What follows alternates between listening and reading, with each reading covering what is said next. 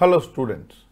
Today we are going to discuss about section 144 CRPC and the internet blockade which we have recently witnessed even in case of Jammu and Kashmir or when NTCA protest was being held in Delhi and other places in India. But before understanding this in detail, let us understand where section 144 CRPC is placed actually.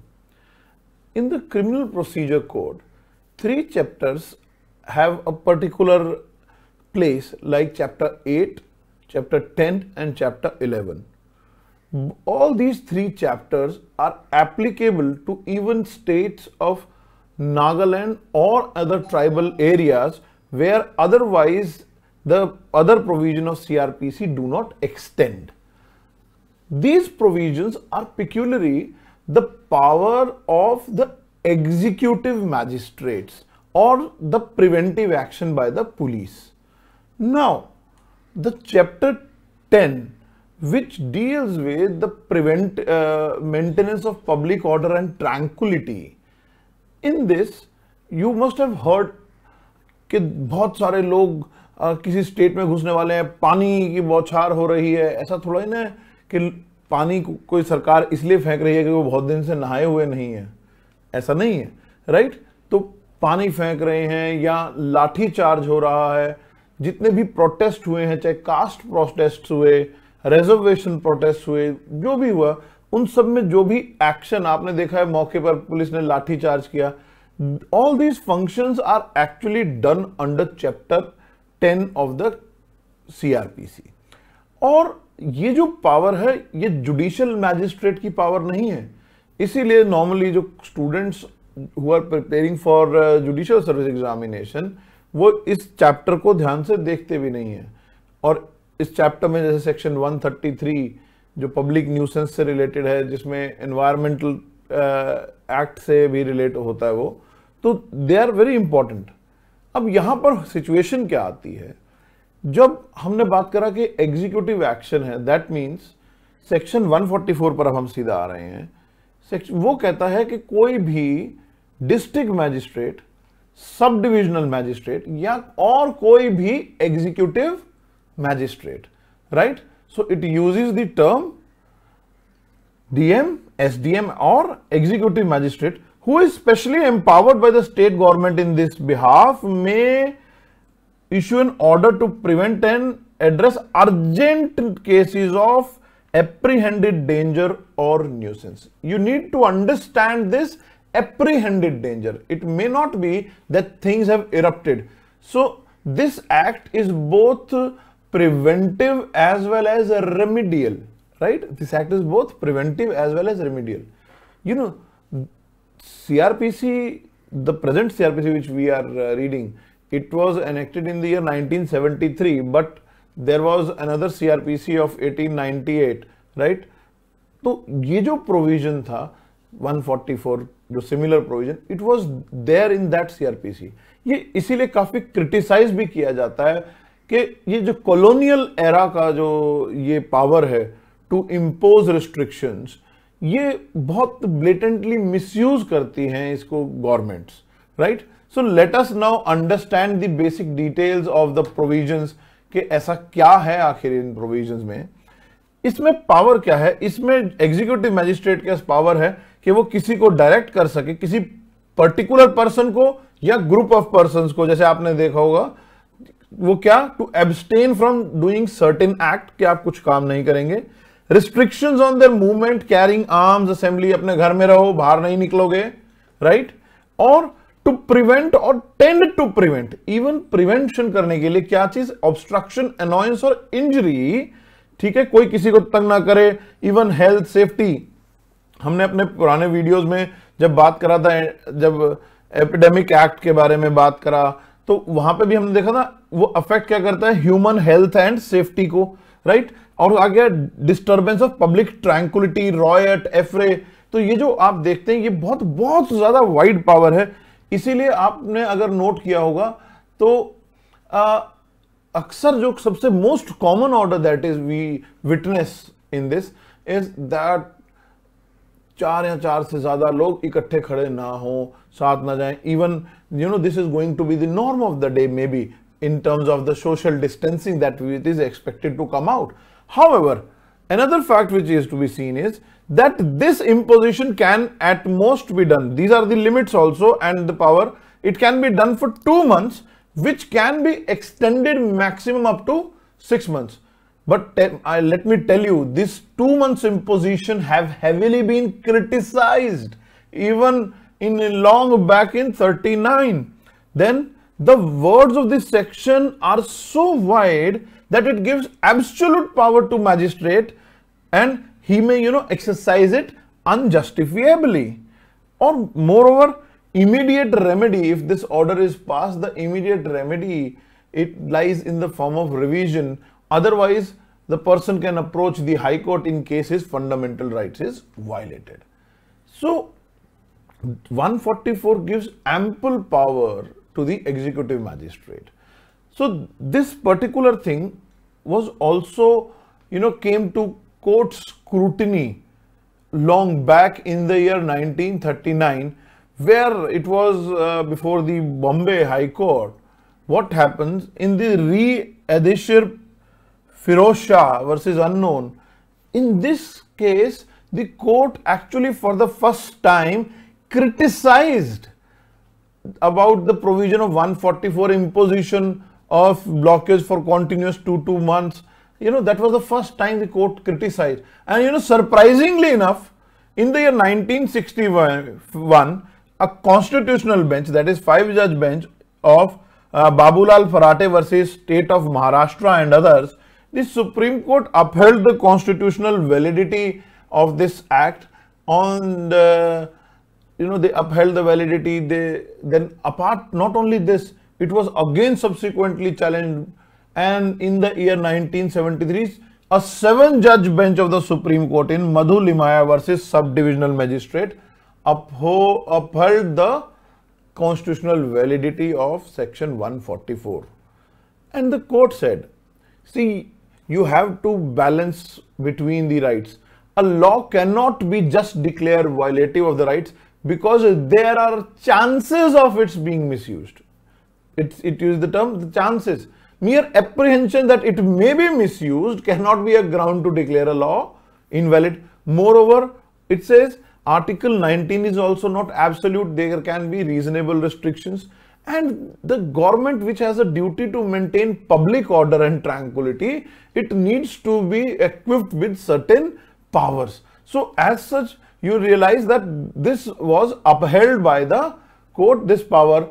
However, things were going fine for 144, which was criticized in 1939. However, thereafter it was challenged regularly, but was upheld, the constitutional validity upheld. But in the year 2012, अगर आपको ध्यान हो, रामलीला मैदान पर बाबा रामदेव बैठे थे, सोती हुई भीड़ के ऊपर 144 लगाकर रात को पुलिस ने लाठीचार्ज किया था, और उस टाइम पर बहुत ज्यादा क्रिटिसिज्म हुआ था गवर्नमेंट के इस एक्शन का सुप्रीम कोर्ट के द्वारा कि आपने सोते हुए जो लोग हैं उनके ऊपर लाठी चार्ज करवा दिया. ये बेसिकली एब्सर्ड है, ये बहुत गलत है 144 की एप्लीकेशन के लिए, राइट. अब अगला सवाल है कि ये हमने अभी बेसिकली इसकी जो legislative, I won't say legislative, जो हमारे जुडिशियल प्रेसिडेंट्स हैं उसको समझा. अब हम सारे लिए समझना इंपॉर्टेंट है, क्या हम इंटरनेट ब्लॉकेड कर सकते हैं. देखो, जब हमने पढ़ा कि 144 बहुत वाइड पावर दे रहा है आपको, wide power in the sense कि अब आप लोग देखेंगे कि मैजिस्ट्रेट के पास पावर है, वो कुछ भी ऑर्डर पास कर रहा है. And not only this, you we witnessed that internet blockade power भी बहुत पहले से 144 के दौर में कर रहे हैं. अभी रिसेंटली दिल्ली में जब ये एनटीसीए प्रोटेस्ट हुआ तो पुलिस ने ऑर्डर किया कमिश्नर कि इसको बंद कर दो, राइट. कई बार डीसीपीज ऑफ पर्टिकुलर एरिया मना कर देते हैं. तो इसके रिगार्डिंग काफी इश्यूज था. देखिए क्या होता है, जो टेलीकम्युनिकेशन है जो हमारा, वो हमारा telegraph act, Indian telegraph act से गवर्न होता है. किससे गवर्न होता है? टेलीग्राफ एक्ट, जो कि 1885 का है. and has been regularly amended. तो टेलीग्राफ एक्ट में 2017 में the government came out with certain guidelines, right, which are with respect to temporary suspension of telecom services, public emergency और safety rules 2017, right. ये rules ऐसा नहीं है government अपने आप ले आई, ये they are in line with the telegraph act, right, which deals with the interception of messages in the interest of sovereignty and integrity of India. Mind it, this to use the term sovereignty and integrity of India. आखिर telegraph act की जो ये जो regulations आई हमारी temporary suspension, इसमें है क्या? देखो, इनमें मैं आपको समझा देता हूं इसमें हुआ क्या। गवर्नमेंट ने कहा कि जो सस्पेंशन ऑफ इंटरनेट एंड ब्लॉकेड्स जो है ये बहुत, देखो, किसी के फंडामेंटल राइट को इफेक्ट करती है ना, 19 में 21 में। तो अब ये कहते हैं कि इसको करा जा सकता है, लेकिन कौन करेगा? इसको करने की power secretary to the government होनी चाहिए या होम डिपार्टमेंट। हाउएवर ये कहता है कि अगर वो नहीं है, बहुत अर्जेंट एपेंडेड डेंजर है, in that case any person up to the rank of a joint secretary can also pass such an order, but that order needs to be ratified within 24 hours. तो ये वाली बात यहां पर कही गई। अब अगर आप इसको समझेंगे तो अब 144 को इंपोज करने की पावर किसके पास है? एसडीएम, डीएम और any other executive magistrate who may be even less in rank with from them. तो जब ये वाली पावर है, कहां जॉइंट सेक्रेटरी और सेक्रेटरी लेवल और कहां पर एसडीएम। सो इसमें क्या हुआ कि अब जितने जो दिल्ली में ऑर्डर है, इंडियन एक्सप्रेस में आर्टिकल भी आया था which actually criticised this imposition of blockade by the mere on the whims and fancies by the Delhi police। उन्होंने कहा कि गाइडलाइंस आपने फॉलो ही नहीं करी हैं, आप ऐसे ही 144 में डिक्लेयर करते हैं, लेकिन 144 में अपनी बहुत ब्रॉड पावर्स हैं, but you cannot just do away with the telegraph act, right. वो टेलीग्राफ एक्ट तो लगेगा ही। तो ये चीजें देखो, चक्कर क्या होता है, 144 जैसे हमने कहा एपिडेमिक एक्ट के साथ लग रहा था, इसको ना बहुत ब्रॉड वे में लोग पढ़ते हैं। कई बार आपने कंसेप्ट सुना होगा मार्शल लॉ, कर्फ्यू। देखो, मार्शल लॉ और कर्फ्यू दोनों अलग चीज हैं। कुछ स्टूडेंट्स ने मुझसे पूछा था, मैं जस्ट क्विकली आपको बता रहा हूं। यहां पर मार्शल लॉ वो होता है, जैसे आपने देखा कई बार थाईलैंड में कूप हो गया गवर्नमेंट के against, right, and martial law was imposed. That means where the martial, that is the military takes over. And उसी में मार्शल लॉ में आप लोग देखते हैं शूट एंड साइट के ऑर्डर भी हो गए। वहां पर मिलिट्री लॉ, अगर आपके राइट्स वायलेट हो रहे हैं तो कोर्ट्स की बजाय आपको मिलिट्री कोर्ट्स वो देखती हैं। कर्फ्यू एक नॉर्मल गवर्नमेंट ऑर्डर है जहां पर आपको कहा जाता है आप घर में रहिए, घर से बाहर निकलेंगे तो आपके ऊपर लाइबिलिटी ये इंपोज हो सकती है, राइट। हालांकि जब हम लॉकडाउन की बात करते हैं, it is a much lighter thing than curfew also. So martial law and curfew are different thing, that's for your knowledge. Now जब हम टेलीग्राफ एक्ट पे वापिस आते हैं तो ये इंटरनेट ब्लॉकेड काफी क्रिटिसाइज हुआ।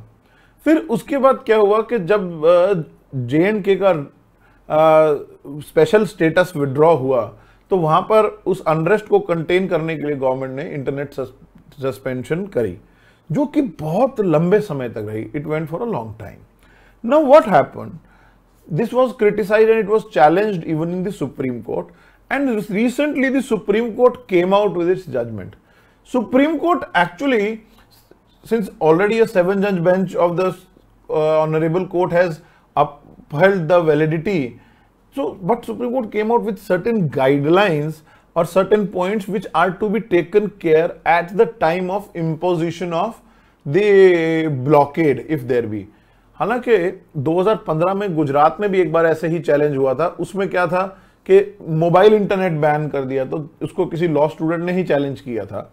तो गुजरात हाई कोर्ट ने कहा देखो ये पार्शियल बैन है, क्योंकि ब्रॉडबैंड, वाईफाई, बाकी सर्विसेज तो चली रही हैं, तो उन्होंने उस पिटीशन को डिस्पोज ऑफ कर दिया था। तो यहां पर आपको छोटी छोटी चीजों को आप समझना है कि पहली बात अब आप ये देखेंगे कि हम पढ़ते हैं JNK के ऑर्डर में क्या हुआ, फिर हम उसके बाद अगली बात करते हैं। उन्होंने कहा कि restrictions be imposed on the concept of proportionality. ये कंसेप्ट ऑफ प्रोपोर्शनैलिटी को जो उठाया सुप्रीम कोर्ट ने रेफर करने के लिए उठाया पुट्टू स्वामी केस से। हालांकि अगर हम बात करें एडमिनिस्ट्रेटिव लॉ में तो वहां पे कंसेप्ट ऑफ प्रोपोर्शनैलिटी और वेंसबरी प्रिंसिपल, रीजनेबलनेस, ये सब वहां पर बहुत पहले से डिस्कस हुआ। उन्होंने कहा कि प्रोपोर्शनैलिटी देखनी चाहिए कि कितनी जरूरत है, नंबर 1। नंबर 2, अगर इंपोज करते हैं then there should be publication of the order, it should be published, तभी तो लोगों को पता तो लगे कि ऐसा कुछ हुआ है। हाउएवर उन्होंने कहा कि ये जो पावर है ये एब्सोल्यूट पावर नहीं है, ये they are subject to judicial review, they can any time भी, मैंने आपको इसीलिए शुरू में कहा था कि that can be challenged on the ground of violation of your fundamental rights. And not only this, the court further admitted to the fact, or acknowledged rather, I would say, it's not admitted, it's acknowledged that it is, this provision is both remedial as well as preventive. So it can be used where there are chances of apprehended danger, but for that also the court said, but it should not be used in a regressive manner, right?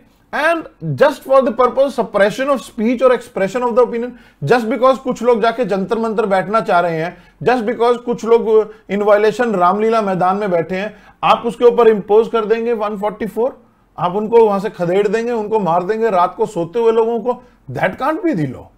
आप किसी की right, देखो proportionality, ये सिर्फ proportionality से ही जुड़ जाएगी ये बात। द पार्टी कैनॉट, और द गवर्नमेंट और the executive cannot do such a thing. And again it says the repetitive order of 144 is again abuse।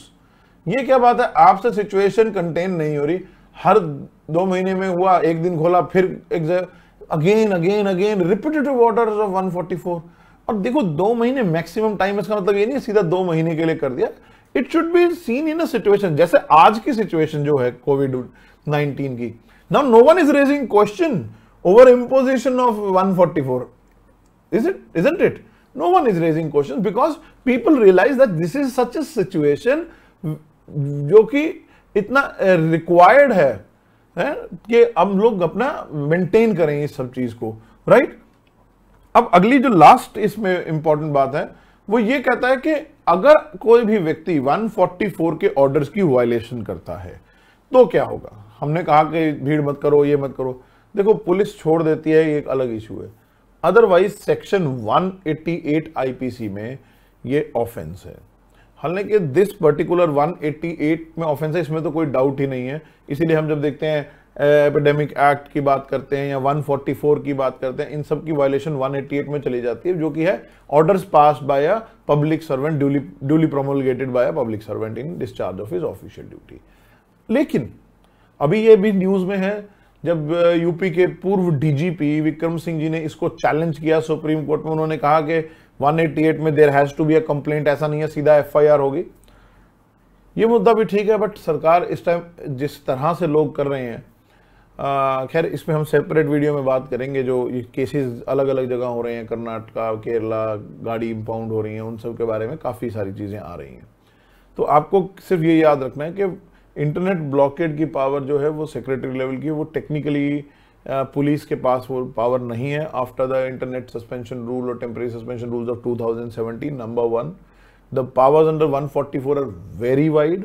However the principle of proportionality has to be applied. The power is both remedial as well as preventive. ठीक है, तो this is how it goes on. And if you like our videos, please do subscribe our channel. नीचे घंटी वाला icon भी बताएंगे।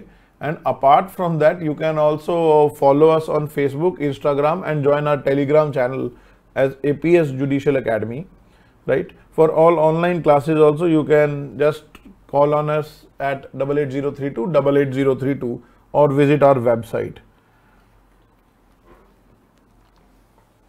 Thank you so much. Thank you for watching.